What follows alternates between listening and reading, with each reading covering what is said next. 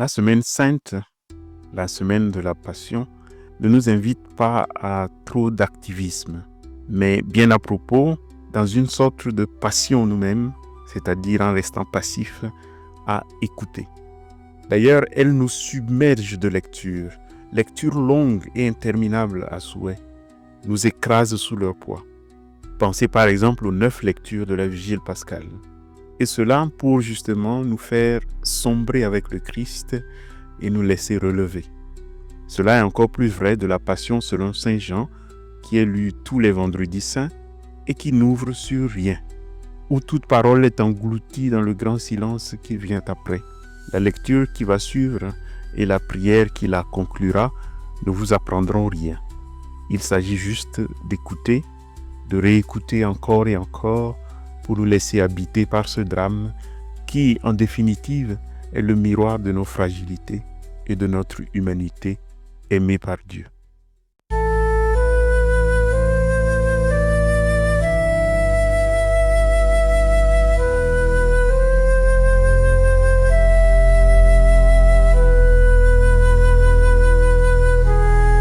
De l'Évangile selon Saint Jean, chapitres 18 et 19. En ce temps-là, après le repas, Jésus sortit avec ses disciples et traversa le torrent du Cédron. Il y avait là un jardin dans lequel il entra avec ses disciples. Judas, qui le livrait, connaissait l'endroit lui aussi, car Jésus et ses disciples s'y étaient souvent réunis. Judas, avec un détachement de soldats ainsi que des gardes envoyés par les grands prêtres et les pharisiens, arrive à cet endroit. Ils avaient des lanternes, des torches et des armes. Alors Jésus, sachant tout ce qui allait lui arriver, s'avança et leur dit : « Qui cherchez-vous » Ils lui répondirent : « Jésus, le Nazaréen. » Il leur dit : « C'est moi, je le suis. » Judas, qui le livrait, se tenait avec eux.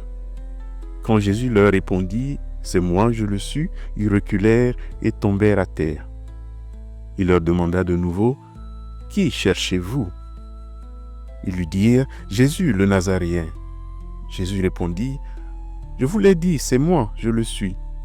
Si c'est bien moi que vous cherchez, ceux-là, laissez-les partir. » Ainsi s'accomplissait la parole qu'il avait dite : « Je n'ai perdu aucun de ceux que tu m'as donnés. » Or, Simon-Pierre avait une épée, il la tira, frappa le serviteur du grand prêtre et lui coupa l'oreille droite. Le nom de ce serviteur était Malchus. Jésus dit à Pierre : « Remets ton épée au fourreau. La coupe que m'a donnée le Père, vais-je refuser de la boire ?» Alors la troupe, le commandant et les gardes juifs se saisirent de Jésus et le ligotèrent. Ils l'emmenèrent d'abord chez Anne, beau-père de Caïphe, qui était grand prêtre cette année-là. Caïphe était celui qui avait donné aux Juifs ce conseil : il vaut mieux qu'un seul homme meure pour le peuple. Or, Simon-Pierre, ainsi qu'un autre disciple, suivait Jésus. Comme ce disciple était connu du grand prêtre, il entra avec Jésus dans le palais du grand prêtre.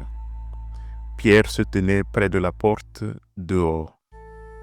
Alors l'autre disciple, celui qui était connu du grand prêtre, sortit, dit un mot à la servante qui gardait la porte et fit entrer Pierre. Cette jeune servante dit alors à Pierre : « N'es-tu pas toi aussi l'un des disciples de cet homme ?» Il répondit : « Non, je ne le suis pas. » Les serviteurs et les gardes se tenaient là. Comme il faisait froid, ils avaient fait un feu de braise pour se réchauffer. Pierre était avec eux, en train de se chauffer. Le grand prêtre interrogea Jésus sur ses disciples et sur son enseignement. Jésus lui répondit : « Moi, j'ai parlé au monde ouvertement. J'ai toujours enseigné à la synagogue et dans le temple, là où tous les Juifs se réunissent, et je n'ai jamais parlé en cachette. Pourquoi m'interroges-tu ? Ce que je leur ai dit, demande-le à ceux qui m'ont entendu. Eux savent ce que j'ai dit. » À ces mots, un des gardes qui était à côté de Jésus lui donna une gifle en disant : « C'est ainsi que tu réponds au grand prêtre ?» Jésus lui répliqua : « Si j'ai mal parlé, montre-moi ce que j'ai dit de mal. Et si j'ai bien parlé, pourquoi me frappes-tu ? Anne l'envoya toujours ligoter au grand prêtre Caïphe. Simon-Pierre était donc en train de se chauffer. On lui dit, « N'es-tu pas toi aussi l'un de ses disciples ?» Pierre le nia et dit, « Non, je ne le suis pas. » Un des serviteurs du grand prêtre, parent de celui à qui Pierre avait coupé l'oreille, insista. « Est-ce que moi, je ne t'ai pas vu dans le jardin avec lui ?» Encore une fois, Pierre le nia. Et aussitôt, le coq chanta. Alors on amène Jésus chez Caïphe au prétoire. C'était le matin. Ceux qui l'avaient emmené n'entrèrent pas dans le prétoire pour éviter une souillure et pouvoir manger l'agneau pascal. Pilate sortit donc à leur rencontre et demanda « Quelle accusation portez-vous contre cet homme ?» Ils lui répondirent « S'il n'était pas un malfaiteur, nous ne t'aurions pas livré cet homme. » Pilate leur dit « Prenez-le vous-même et jugez-le suivant votre loi. » Les Juifs lui dirent « Nous n'avons pas le droit de mettre quelqu'un à mort. » Ainsi s'accomplissait la parole que Jésus avait dite pour signifier de quel genre de mort il allait mourir. Alors Pilate rentra dans le prétoire, il appela Jésus et lui dit « Es-tu le roi des Juifs ?» Jésus lui demanda « Dis-tu cela de toi-même, ou bien d'autres te l'ont dit à mon sujet ?» Pilate répondit « Est-ce que je suis juif, moi? Ta nation et tes grands prêtres t'ont livré à moi. Qu'as-tu donc fait ?» Jésus déclara « Ma royauté n'est pas de ce monde. Si ma royauté était de ce monde, j'aurais des gardes qui se seraient battus pour que je ne sois pas livré aux Juifs. En fait, ma royauté n'est pas d'ici. » Pilate lui dit « Alors, tu es roi ?» Jésus répondit « C'est toi-même qui dis que je suis roi. Moi, je suis né, je suis venu dans le monde pour ceci, rendre témoignage à la vérité. Quiconque appartient à la vérité, écoute ma voix. » Pilate lui dit, « Qu'est-ce que la vérité ?» Ayant dit cela, il sortit de nouveau à la rencontre des Juifs et leur déclara, « Moi je ne trouve en lui aucun motif de condamnation, mais chez vous c'est la coutume que je vous relâche quelqu'un pour la Pâque. Voulez-vous donc que je vous relâche le roi des Juifs ?» Alors ils répliquèrent en criant, « Pas lui, mais Barabbas !» Or ce Barabbas était un bandit. Alors Pilate fit saisir Jésus pour qu'il soit flagellé. Les soldats tressèrent avec des épines une couronne qu'ils lui posèrent sur la tête, puis ils le revêtirent d'un manteau pourpre. Ils s'avançaient vers lui et lui disaient « Salut au roi des Juifs !» et ils le giflaient. Pilate de nouveau sortit dehors et leur dit « Voyez, je vous l'amène dehors pour que vous sachiez que je ne trouve en lui aucun motif de condamnation. » Jésus donc sortit dehors, portant la couronne d'épines et le manteau pourpre.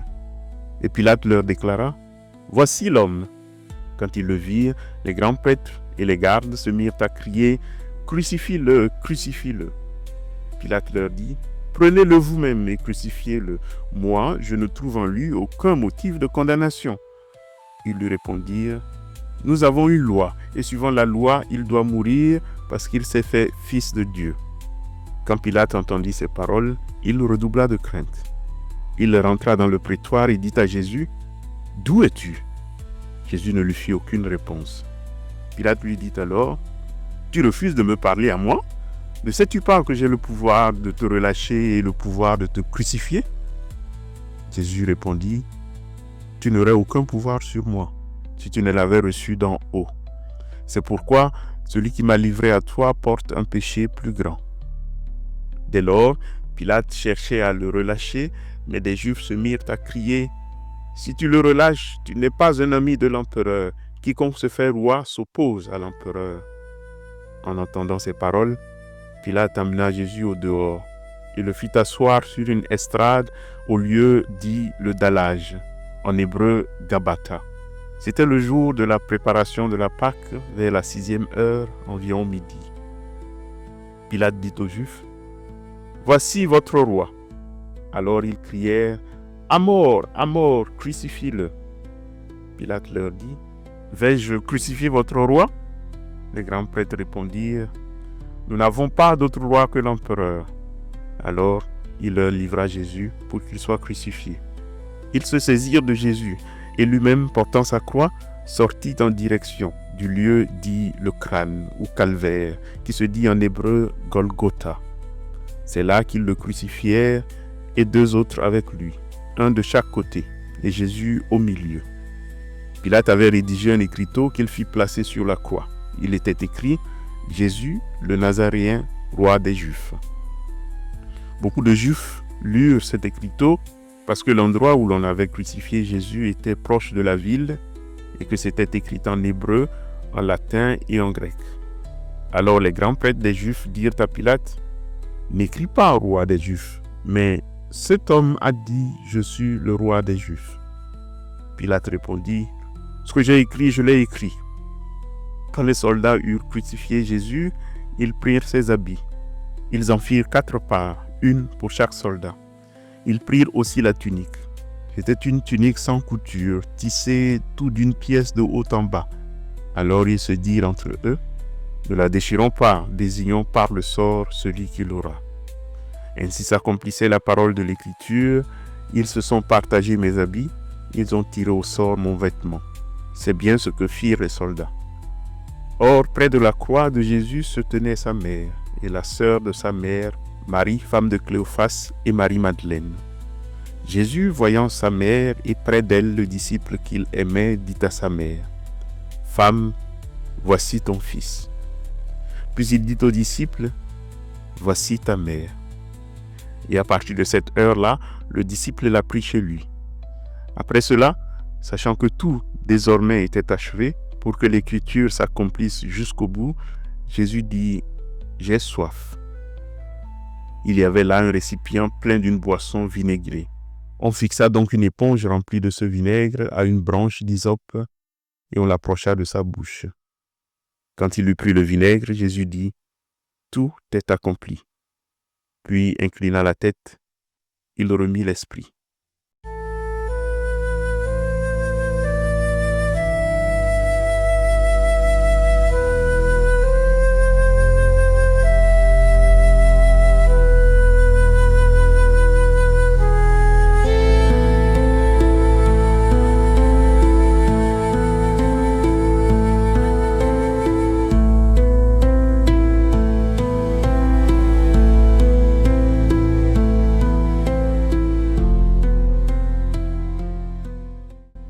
Comme c'était le jour de la préparation, c'est-à-dire le vendredi, il ne fallait pas laisser les corps en croix durant le sabbat, d'autant plus que ce sabbat était le grand jour de la Pâque. Aussi, les Juifs demandèrent à Pilate qu'on enlève les corps après leur avoir brisé les jambes. Les soldats allèrent donc briser les jambes du premier, puis de l'autre homme crucifié avec Jésus. Quand ils arrivèrent à Jésus, voyant qu'il était déjà mort, ils ne lui brisèrent pas les jambes, mais l'un des soldats avec sa lance lui perça le côté. Et aussitôt, il en sortit du sang et de l'eau. Celui qui a vu rend témoignage, et son témoignage est véridique. Et celui-là sait qu'il dit vrai, afin que vous aussi, vous croyiez. Cela en effet arriva pour que s'accomplisse l'Écriture. Aucun de ces os ne sera brisé. Un autre passage de l'Écriture dit encore, « Ils lèveront les yeux vers celui qu'ils ont transpercé. » Après cela, Joseph d'Arimathie, qui était disciple de Jésus, mais en secret, par crainte des Juifs, demanda à Pilate de pouvoir enlever le corps de Jésus. Et Pilate le permit. Joseph vint donc enlever le corps de Jésus. Nicodème, celui qui au début était venu trouver Jésus pendant la nuit, vint lui aussi. Il apporta un mélange de myrrhe et d'aloès, pesant environ 100 livres. Ils prirent donc le corps de Jésus qu'ils lièrent de linge en employant les aromates selon la coutume juive d'ensevelir les morts. À l'endroit où Jésus avait été crucifié, il y avait un jardin. Et dans ce jardin, un tombeau neuf, dans lequel on n'avait encore déposé personne. À cause de la préparation de la Pâque juive, et comme ce tombeau était proche, c'est là qu'ils déposèrent Jésus.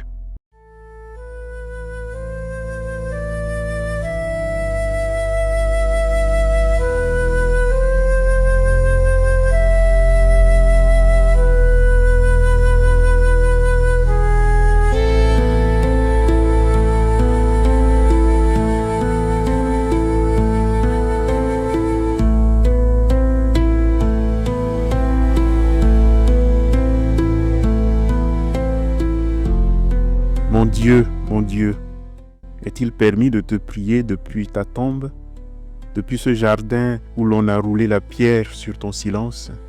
Nous voici, disciples aux mains creuses, à jeter nos mots dans le vide de ton absence.